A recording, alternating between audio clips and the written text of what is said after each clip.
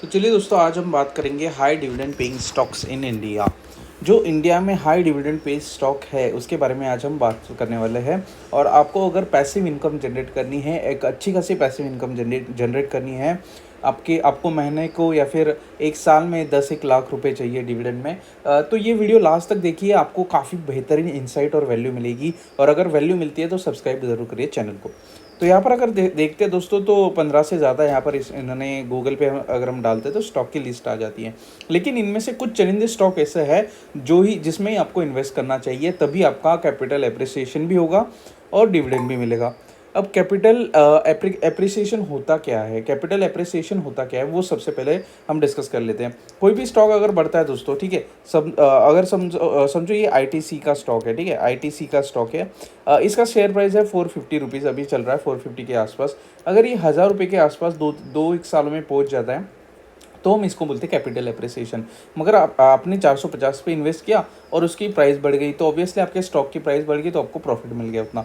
इसको capital appreciation बोलते हैं। अब डिविडेंड क्या होता है? डिविडेंड होता है दोस्तों, अगर आईटीसी को प्रॉफिट होता है तो वो आपके यहाँ पर आप उसके शेयर होल्डर हो, मतलब आप उसके पार्शियली मालिक हो, तो आपको वो शेयर होल्डर एज अ मतलब आपको डिविडेंड बांटा जाता है। क्योंकि कंपनी को प्रॉफिट हुआ है और आप उसके मालिक हो, तो ऑब्वियस है कि आपको वो डिविडेंड बांटा जाएगा। तो यहाँ पर आपको भारी भरकम डिविडेंड मिलता है, क्योंकि आईटीसी का जो डिविडेंड यील्ड है वो 4% के आसपास है।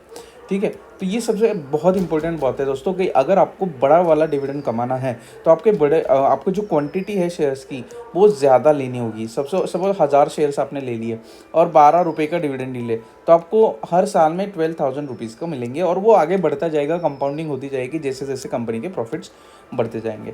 उम्मीद करते हैं दोस्तों आपको ये समझ में आएगा। ये कंसेप्ट क्लियर होना काफ़ी इंपॉर्टेंट है। लोगों को लगता है कि मुझे डिविडेंड काफ़ी इजीली मिल जाएगा, ऐसा नहीं है। अब 1000 स्टॉक अगर आप लेते हो, 450 का भाव है, तो ऊपर हो जाएगा दोस्तों, मतलब 4,50,000। 4,50,000 आपको इन्वेस्ट करने पड़ेंगे, तब जाके आपके यहाँ पर 1000 स्टॉक्स होंगे, और तब जाके आपको 12,000 का डिविडेंड मिलेगा हर साल। ठीक है, तो ये जो आपने जो इन्वेस्टमेंट किया है उससे बहुत ज़्यादा कम हो जाता है। तो ये इंपॉर्टेंट चीज़ है दोस्तों, ये आपको कोई नहीं बताएगा। सब आपको बताएंगे डिविडेंड डील इतने की है, 5% की, 4% की, 6% की, 7% की। ये आपको कोई नहीं बताएगा कि आपको इन्वेस्टमेंट कितना करना है और फिर आपको हर साल कितना डिविडेंड मिलेगा।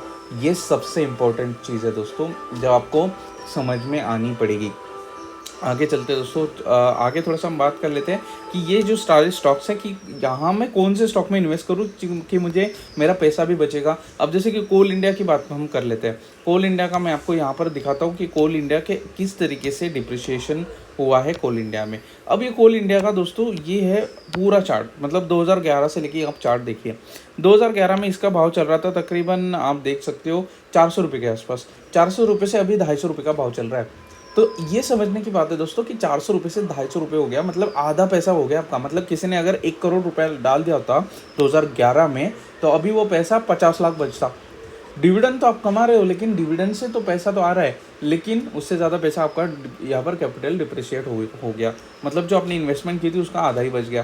तो ये इंपॉर्टेंट है। अब कौन सा स्टॉक है, मतलब कौन से ऐसे स्टॉक्स हैं जो आपको कैपिटल एप्रिसिएशन भी थोड़ा बहुत हो जाएगा और आपको डिविडेंड भी मिलता रहेगा।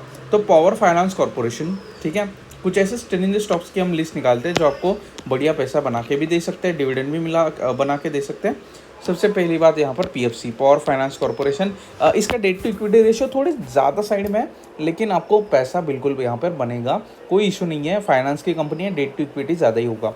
9% के आसपास डेट टू इक्विटी है। अब डेट टू इक्विटी क्या होता है, ये सारी टर्म्स हम बाद में डिस्कस कर लेंगे। समझ लो कि जो भी इक्विटी कंपनी के पास है उससे 9 गुना % में इनके ऊपर कर्जा है। कर्जा कंपनी के ऊपर ज़्यादा होता है, फाइनेंस कंपनी या फिर बैंकिंग कंपनी, दोनों के ऊपर कर्जा ज़्यादा होता है, ये समझ लो।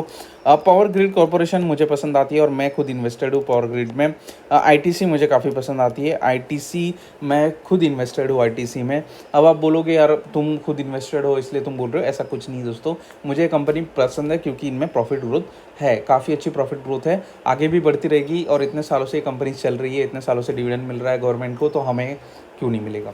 आईटीसी हो गया, फिर उसके बाद दोस्तों एनटीपीसी, एनएमडीसी, ये दोनों भी काफ़ी अच्छी कंपनीज़ है। ये भी मुझे काफ़ी पसंद है, इसमें भी मैं इन्वेस्टेड हूँ। फिर ये मेरा पोर्टफोलियो ही बन रहा है पूरा। तो मैं आपको पोर्टफोलियो ही बना दे रहा हूँ कि डिविडेंड स्टॉक्स, जो अच्छा डिविडेंड स्टॉक्स है उसमें से कैसे चूज़ करते हैं। तो PFC, power grid, ITC, NTPC, NMDC, फिर हुडको मुझे स्टॉक इतना पसंद नहीं है। ब्रिटानिया इंडस्ट्रीज़ हो गया, हिंदुस्तान यूनिलीवर, जो भी ये एफएमसीजी कंपनी है, एचयूएल करके, हिंदुस्तान यूनिलीवर, ये सारी कंपनीज आपको अच्छा खासा डिविडेंड प्रोवाइड करती है। लेकिन उसके लिए अगर आप हज़ार स्टॉक्स लेने हैं आपको, हर एक के, ठीक है, अगर आप हज़ार हर एक के स्टॉक्स ले लेते हो, ठीक है, तो ही आपको फ़ायदा होने वाला है, क्योंकि ये सब स्टॉक्स मिला के आपको डिविडेंड मिलेगा, और इतना इतना डिविडेंड मिलेगा कि आप सोच नहीं सकते। आराम से आपके महीने के 2-3 लाख, साल के 2-3 लाख रुपए बन जाएंगे। महीने के कुछ ज़्यादा हो गए, साल के आपके 2-3 लाख रुपए आराम से बन जाएंगे। एक्स्ट्रा इनकम बन जाती है, एक्स्ट्रा आप खर्चा कर सकते हो, बाकी सैलरी के अलावा आप खर्चा कर सकते हो। अब आप पूछोगे दोस्तों स्ट्रैटेजी क्या है। 1000 स्टॉक्स लेने हैं, ठीक है। अब 1000 स्टॉक आप एकदम से तो नहीं लग सकते, इतना तो पैसा नहीं होता है यार मिडिल क्लास के पास कि 1000 स्टॉक वो एकदम से ले लेगा, ठीक है। अब 1000 स्टॉक्स लेने हैं, मैं क्या करूँगा, अब ये 1 महीना है, ये 1 महीना है, ये 1 महीना है। यहाँ पे दोस्तों इस महीने में मैंने 200 स्टॉक लिए, इस महीने में 200 स्टॉक लिए, इस महीने में 200 स्टॉक्स लिए, फिर 1 महीने में मैंने 200 स्टॉक लिए, और फिर मैं 1 महीने में मैंने 200 स्टॉक ले लिए। तो मैं आराम से इन्वेस्टमेंट करूँगा, मुझे कोई घाई नहीं है कि किसी भी बात की, कि मैं हर एक महीने में थोड़ा लगाते रहूँगा। पर पर्टिकुलरली मैं अभी आईटीसी का स्टॉक अगर चुनता हूँ, तो आईटीसी के स्टॉक में मैं सिर्फ आईटीसी के स्टॉक में इन्वेस्टमेंट करूँगा। यहाँ पर 1 महीने में मैं 200 शेयर ले लूँगा, दूसरे महीने में 200, जैसे मेरी सैलरी आती है वैसे वैसे मेरे हिसाब से।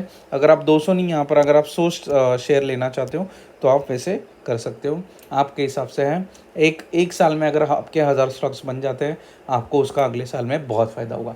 उम्मीद करता हूँ दोस्तों इस वीडियो ने वैल्यू ऐड की होगी आपकी लाइफ में, कुछ नया आपको सीखने को मिला होगा, कुछ प्रैक्टिकल डिविडेंड स्ट्रेटेजी आपको सीखने को मिली होगी। 1000 स्टॉक्स अगर आप हर एक स्टॉक्स के ले लेते हो तो आपको अच्छा खासा डिविडेंड मिल सकता है। 1000 के आगे भी आप बढ़ा सकते हो, ऐसे नहीं 1000 ही लेना है, 2000 भी स्टॉक्स ले सकते हो, लेकिन उससे फिर रिस्क बढ़ जाती है, फिर आपको थोड़ा सा मैनेज करना पड़ता है डिविडेंड का पोर्टफोलियो। अलग से डिविडेंड का पोर्टफोलियो बनाएं, अलग से ग्रोथ का पोर्टफोलियो बनाएं। उम्मीद करता हूँ दोस्तों ये आपको पसंद आएगा वीडियो को लाइक करिए, चैनल को सब्सक्राइब करिए। मिलते हैं दोस्तों अगले वीडियो में, तब तक के लिए जय हिंद।